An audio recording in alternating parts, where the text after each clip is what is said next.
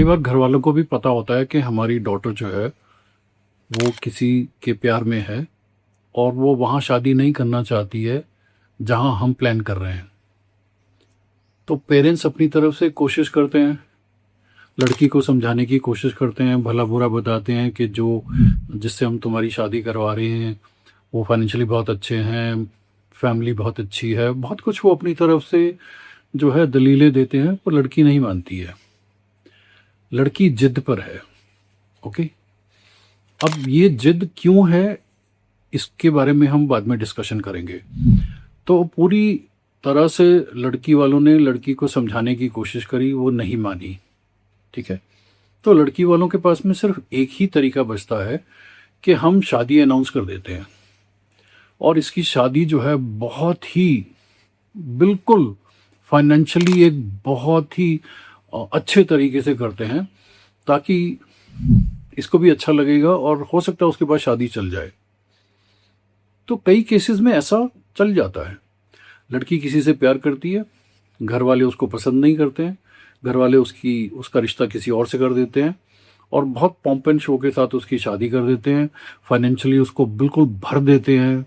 उसको क्या चाहिए, मकान चाहिए, गाड़ी चाहिए, पैसे चाहिए, घूमना फिरना चाहिए, हनीमून कहाँ मनाना है, क्या करना है, बिल्कुल उसकी लाइफ को इतना कलरफुल कर देते हैं कि लड़की कई बार मान जाती है और ये शादी सक्सेसफुल हो जाती है कई बार, नॉट ऑलवेज। लेकिन लड़की के मन में क्या चल रहा है इसको जानना बहुत ज़रूरी होता है। अब जिस लड़के के साथ में एंगेजमेंट होती है उसको वो ज़्यादा जानती नहीं है, ठीक है, वो अपने माँ बाप के अगेंस्ट भी नहीं जाना चाहती, तो वो कोई ऐसा एक्शन नहीं करेगी जिससे माँ बाप को ये फीलिंग आ जाए कि ये इस शादी में इंटरेस्ट नहीं दिखा रही है।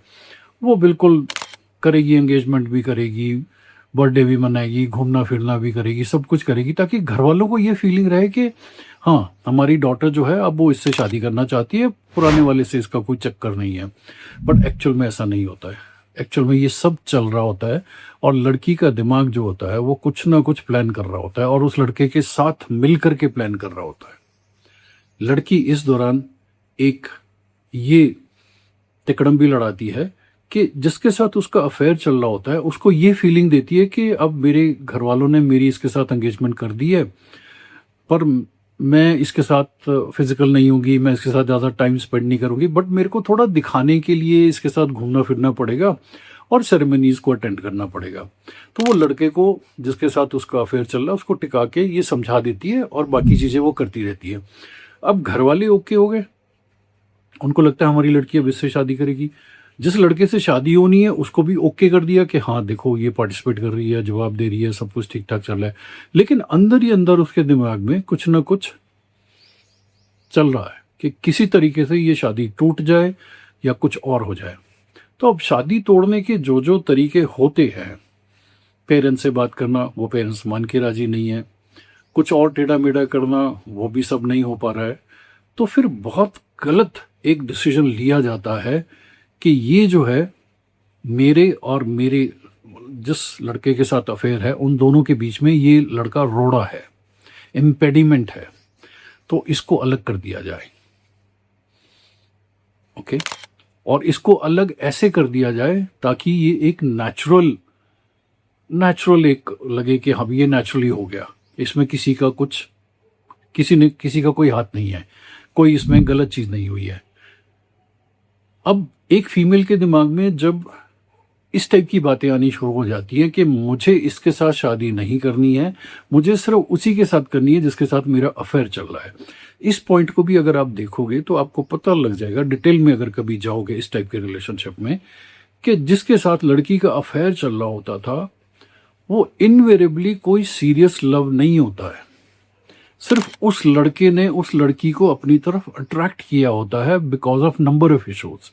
मे बी लड़की एक बहुत फाइनेंशियली अच्छे परिवार से बिलोंग करती है या कुछ और रीज़न हो सकता है।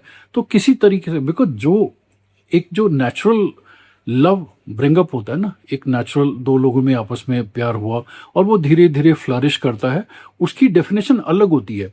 लेकिन अगर किसी लड़के ने किसी लड़की को अपनी तरफ अट्रैक्ट किया ओनली फॉर दिस पर्पस कि इसके पास पैसा बहुत है या ये बहुत है या ये इस तरीके से है, तो वो शुरू शुरू में इस टाइप की हरकतें करेगा कि लड़की उसको कभी छोड़ ही नहीं पाएगी।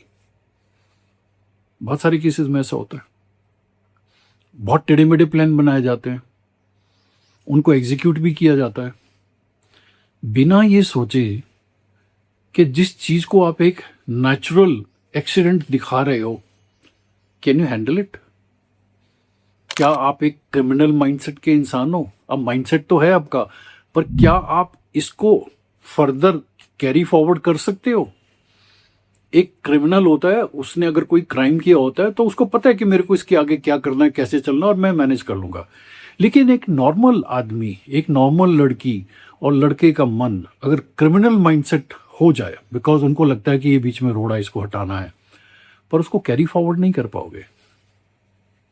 ये कभी सोच ही नहीं पाएंगे कि हम पकड़े भी जाएंगे, उसके लिए कोई प्रिपरेशन नहीं की जाएगी।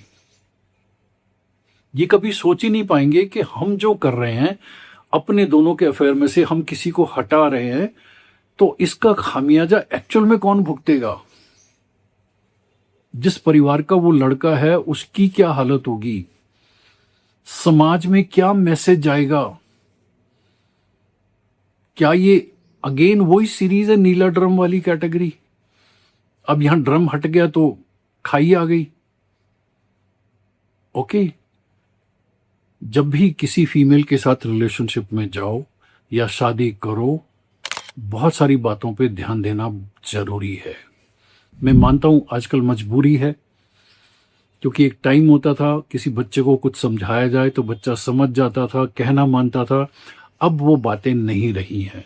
सबके अंदर में ये फीलिंग आ गई है कि मैं, अब आपने देखा होगा जंतर मंतर में जिस टाइप के नारे लगते, मेरा ये मेरा ये, तो आजकल जो है, जो आजकल की जनरेशन है, उनको ये लगता है कि हमारी इंडिपेंडेंस बहुत इंपॉर्टेंट है और हम किसी रूल रेगुलेशन से नहीं चलना चाहते हैं।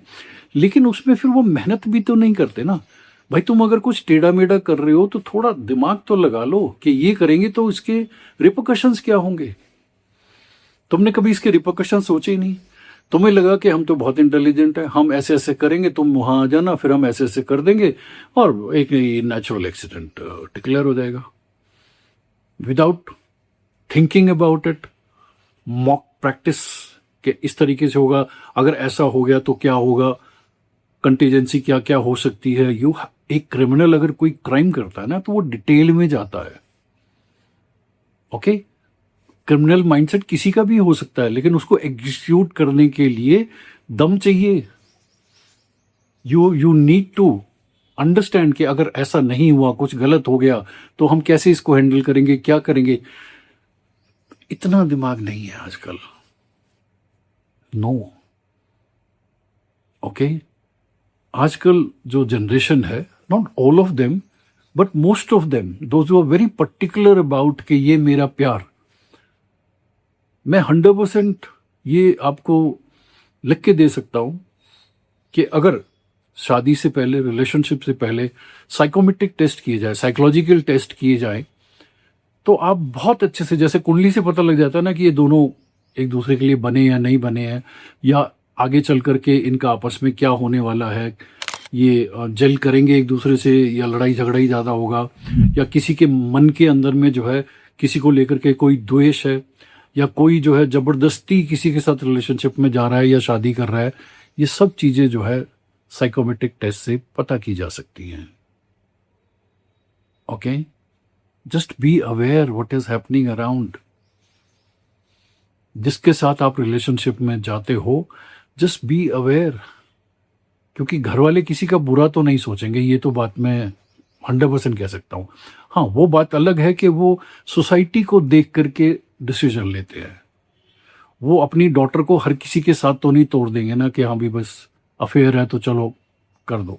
मैंने इस टाइप के बहुत सारे केसेस हैंडल किए जहाँ डॉटर बहुत एडमेंट होती हैं कि नहीं, मैं तो इसी के साथ शादी करूंगी। मे बी वो दोनों पढ़ाई के दौरान या किसी तरीके से आपस में मिल गए थे, क्योंकि इनकी सोच ज़्यादा बड़ी नहीं होती है, विजन ज़्यादा बड़ा नहीं होता है, बहुत संकीर्ण विजन होता है इनका।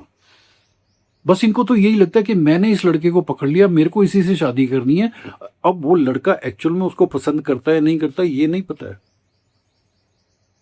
Okay, it is not necessary कि वो लड़का भी पसंद करता है। वो लड़के को भी इंस्टिगेट किया जा सकता है कि अगर तुझे मेरे साथ शादी करनी है, मेरे साथ जिंदगी बितानी है, तो तेरे को ये करना पड़ेगा। You have to join me in creating this accident. Okay, freedom is important. Freedom is important. आजादी सबको अच्छी लगती है, लेकिन आजादी बिना रिस्पॉन्सिबिलिटी के कोई मायने नहीं रखती है। अगर आपको आजाद रहना है, then you need to understand कि व्हाट आर माई रिस्पॉन्सिबिलिटीज। आप अपनी रिस्पॉन्सिबिलिटी की देखभाल करो अच्छे से। Yes, you are free. Responsibility कोई बाइंडिंग नहीं होती है। अगर आप किसी की डॉटर हो, किसी के पेरेंट हो, किसी के बॉयफ्रेंड हो, किसी के फियांस हो, हर रिलेशनशिप में कोई ना कोई रिस्पॉन्सिबिलिटी आती है। उस रिस्पॉन्सिबिलिटी को समझो। Okay, I am not saying कि आप अपने प्यार के लिए जबरदस्ती किसी से जुड़ जाओ, ऐसी कोई जरूरत नहीं है आपको। लेकिन कोई भी एक्सट्रीम स्टेप लेने से पहले थोड़ा सा बैठ करके उसको सोचना बहुत जरूरी है। मे बी आप कहीं थोड़े से गलत बन सकते हो, किसी को अपने दिल की इच्छा बता सकते हो कि नहीं, मैं एक्चुअल में यहाँ नहीं जाना चाहती, मैं ऐसे करना चाहती हूँ। और अगर पेरेंट एडमेंट हो जाते हैं तो और बहुत सारे तरीके होते हैं जिससे आप ये कर सकती हो। बट उससे पहले you should be very sure of कि जिस रिश्ते को मैं ठुकरा रही हूं या जिसको मैं बिल्कुल निस्ताबूद कर रही हूं और जिस इंसान के लिए कर रही हूं, is it worth it? This is the most important question. Okay, कहीं ऐसा ना हो कि बाद में आपको मुंह की खानी पड़े। Take care, it's your life.